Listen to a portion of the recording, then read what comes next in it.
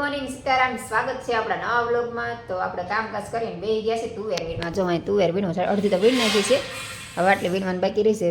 કાલે શાકમાં લઈ આવી હતી પણ આ છે ને અમુક સુકાઈ જવા એવી છે. ફ્રીજમાં મૂકી દાણા આવવાની, પણ દાણા સારા નીકળે છે અંદરથી. તમે અત્યારમાં છે ને કામ થઈ ગયું છે ને, મેં રસોઈનો સમય થશે, તમે લાઈ પહેલાં તુવેર વીણ નાખો, પછી બીજું કામ કરો. ચલો, કામકાજ તો બધું થઈ ગયું છે, ખાલી બાથરૂમની ધોવાનું બાકી છે. અને અત્યારમાં સરસ મજાની તૈયાર થઈ ગઈ છું, કેમ કે બાજુમાં લગ્ન આવતા લગ્ન લગતા હતા ને, તો ત્યાં જવાનું હતું, તો ત્યાં જઈ આવી, ઘરનું કામ કરી નાખ્યું ને પછી તુવેર વીણવા બેસી. અને બહાર જવાનું એટલે વહેલા જ નવરા થઈ જાય, તો નવરી થઈને આવીને બેસી ગઈ તુવેર વીણવા. અને અત્યારે જુઓ કેટલા 11:15 થઈ ગયા છે. તો ચાલો ફટાફટ તુવેર વીણ નાખી અને પછી રસોઈ કરશું. મને એમ કે છે ને બધું કામ થઈ ગયું, તો તુવેર તો જો આપણી વીણાઈ ગઈ છે, પણ કપડાં સુકવવાનું બાકી રહી ગયા છે, તો ભૂલાઈ જ ગયું. તો હાલો કપડાં સૂકવી દઈ.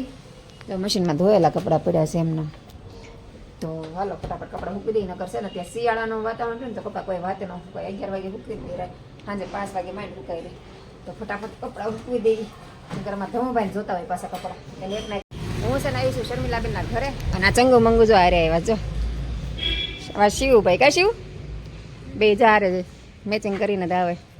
અને અમારા બેનપણી નીકળી ગયા, તો હાલો અમારે ઈસ્ત્રી કપડાં દેવાના છે ને, તો હારા કપડાં દેતી જાઉં, પછી વ્યા જઈ ઘરે. જવું છે ને ઘરે.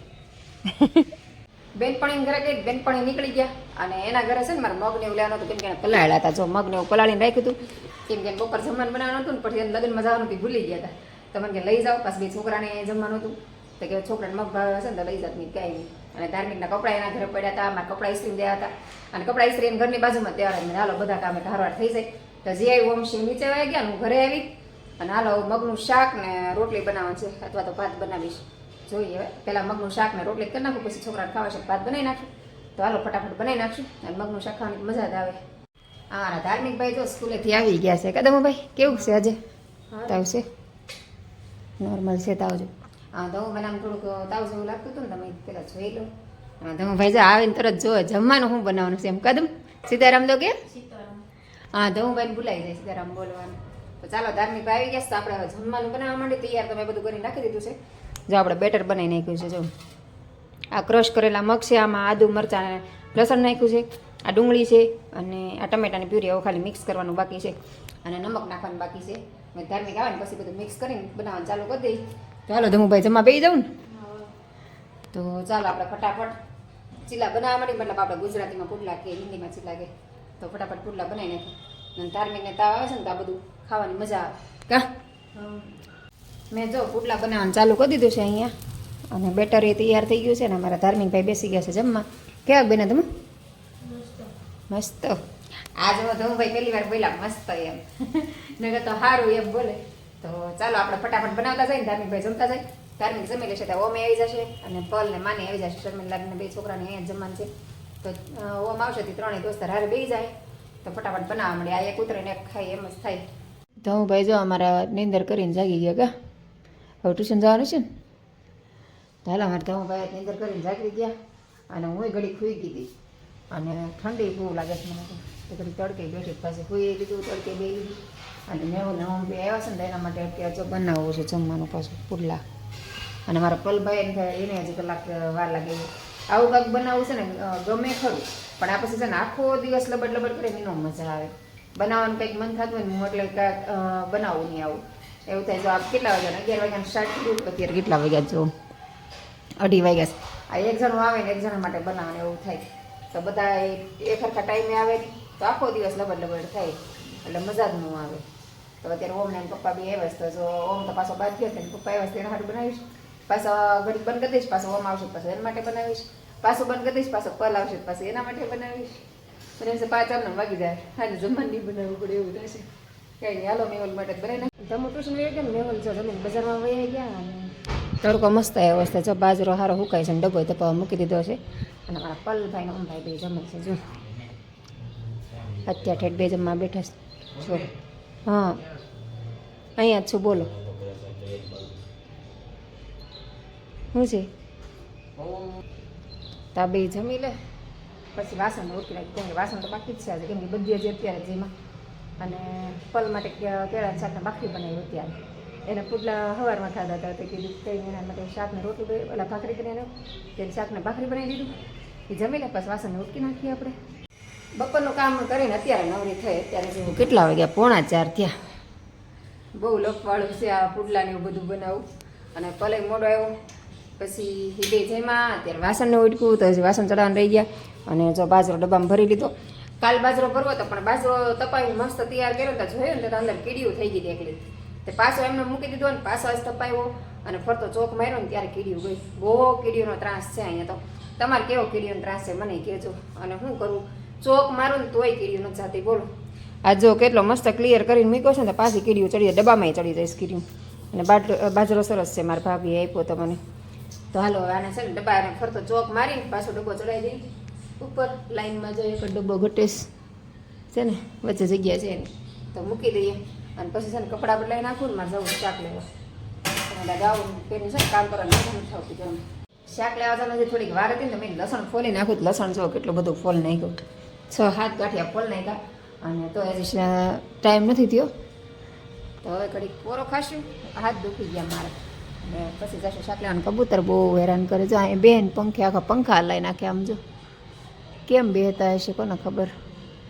હલો ઘડીક હિંચકા ખાઈએ. અને મારે છે ને નવરી પડું ને એટલે સીધી હિંચકે બેહું. હિંચકા ખાવાની મજા આવે પરોય થઈ જાય હિંચકા ખવાય જાય. મને હિંચકો છે ને બહુ જ ગમે. તમને કોને હિંચકા ખાવા ગમે મને કોમેન્ટ કરીને જણાવજો. તો હું ત્યાં છે ને શાક લેવા આવી ગઈ છું. શાકની માર્કેટ છું અત્યારે ટ્રાફિક ઓછું છે. અને અહીંયા તો મેં બટેટા અને કાંદાને એવું બધું લઈ લીધું છે 5 કિલો. તો ચાલો ફટાફટ શાક લઈ લઈએ પછી જઈ ઘરે. અહીંયા છે ને શાકભાજી સારું મળે છે તાજું ને ફ્રેશ. તો હું આવી છું આ સાઈડ બીજી નવી માર્કેટમાં આવી છું આજે. શાક લેવા આવી છે. શાકની થેલી ચલી લીધું. શાક અહીં થેલી લઈ લીધું. અહીં બધેથી શાક લઈ લીધું છે. તો ચાલો આપણે શાક લઈ લીધું. હવે જશું આપણે ઘરે. તો અમે આવી જશું તમે યાર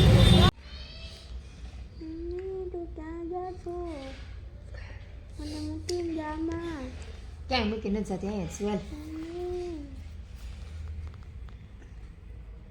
તમે થોડીક દવા પી લે. દવા અડધી ટીકડી પી આપી દઉં.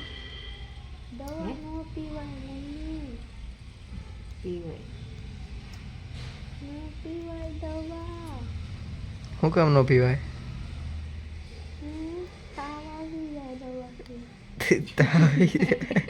તાવ આવતો એટલે દવા પીવાની ગાંડા. દવા પી તાવ આવી જાય તો તાવ સડી નથી ગયો ને. શાકભાજી લેવા ગઈ. શાકભાજી કેટલું મોંઘું. હું તો કઈ શાક લાવી નહીં. થોડું ગમતું શાક લાવી. શાકમાં જો આમાં ચોળી ને કારેલા ને એવું લાવી. અને થોડો ગુવાર લાવી 250 જેટલો. લીલું લસણ લઈ આવી. અને ડુંગળી લાવી. આમાં હળદર છે ને ધાણા. કાંદા લાવી. કેળા લીધી. આમાં ધાર્મિક બેન મજા નથી કેળાનો જ્યુસ કરી દઈશ. અને મરચાં લીધા. અને બટેટા. મરચાં કેટલા ખબર 30 ના 250. 60 ના 500. પછી 1 રૂપિયો ઓછો નગર 50 ના 500 નો આપ્યા. તો મેં ધારા જરૂર પડે એમાં તો કાંઈ હાલતું નથી. જે જરૂર છે એ તો લેવું જ પડે. તો પછી લીધું. અને શાકમાં મારે રીંગણાને એવું લેવું પછી કંઈ લીધું નહીં. તમે તો હાલો બહુ મોંઘું શાક છે. કેટલું ખબર છે 120 રૂપિયાનો કિલો શાક છે. અને તમે કોબી ન ખાવો ને ભેગી તો 100 રૂપિયાનો કિલો. અમારે એવો રૂલ્સ હોય શાકવાળાનો કે કોબી ભેગી લો ને તો 100 કિલો આપે નગર 120 કિલો. તો બધું 120 હતું તો મારે બસ કોબી પડી હતી. કોબીને કાંઈ લીધું નહીં. તો 120 રૂપિયાનો કિલો એટલું શાક લઈને આવી. જો 120 રૂપિયાનો કિલો શાક છે એટલું. પછી તમારે શું શાક લેવા? એટલા મોંઘા શાક થઈ ગયા છે અમારા સુરતમાં. તમારે ત્યાં શાકભાજીના ભાવ કેવા છે મને કોમેન્ટ કરીને જણાવજો. અમારે તો આટલા ભાવ છે. જો કે ગામડામાં તો વધારે હોય છે. હમણાં મમ્મી ત્યાં ગઈ હતી ને તો ત્યાં તો બહુ મોંઘું હતું.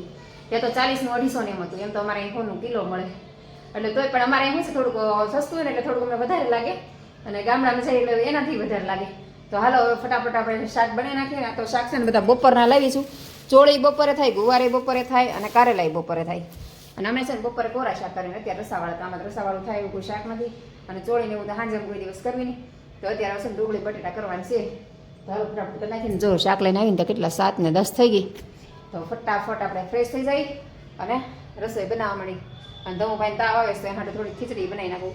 તો ડુંગળી બટેટાનું શાક મેં ભાખરી બનાવી નાખ્યું. અને હવે મારી દીકરી તેને જમી લીધું. જમીન ઉપર ત્યાં તો એવું લાગ્યા જમે એવું લે ત્યાં જમે છે.